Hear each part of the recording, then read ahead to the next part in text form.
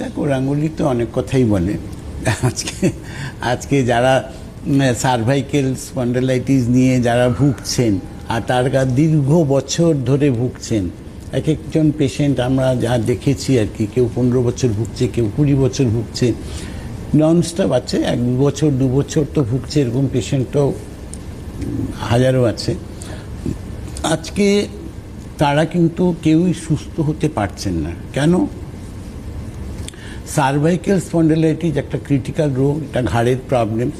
আপনি ঘাড় বেন্ড করে বসতে পারছেন না, ঘাড় সোজা হয়ে বসতে পারছেন না, আপনি ডান হাত দিয়ে কোনো কাজ করতে পারছেন না, বাঁ হাত দিয়ে কাজ করতে পারছেন না। এগুলো হচ্ছে সার্ভাইকেলের সবই, কারণ সার্ভাইকেলের সঙ্গে ফ্রোজেন শোল্ডারটা জড়িয়ে যায় আলটিমেটলি। এটা কিন্তু জড়ায় না, কিন্তু জড়িয়ে যায়। আজকে সেইখান থেকে আজকে বহু মানুষ আছেন যে বসে থাকলে মাথা ঘুরছে, দাঁড়িয়ে থাকলে মাথা ঘুরছেন। বহু মানুষ আছে, হাজারো মানুষ যারা কলার পরে পরে ঘুরছেন, কিন্তু সুস্থ হতে পারছেন না। কেন? যে বহু মানুষকে অপারেশন করতে বলা হয়েছে, অপারেশন যারা করেছেন তারাও আজকে কষ্ট পাচ্ছেন।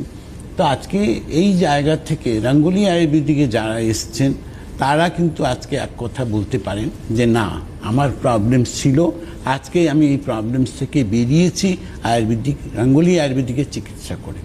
তো আজকে রাঙ্গুলি আয়ুর্বেদিক মানুষকে খালি কথা বলেনি, মানুষকে একটা প্রপার সাজেশন দিয়েছে, প্রপার উত্তর দিয়েছে বাই ট্রিটমেন্ট।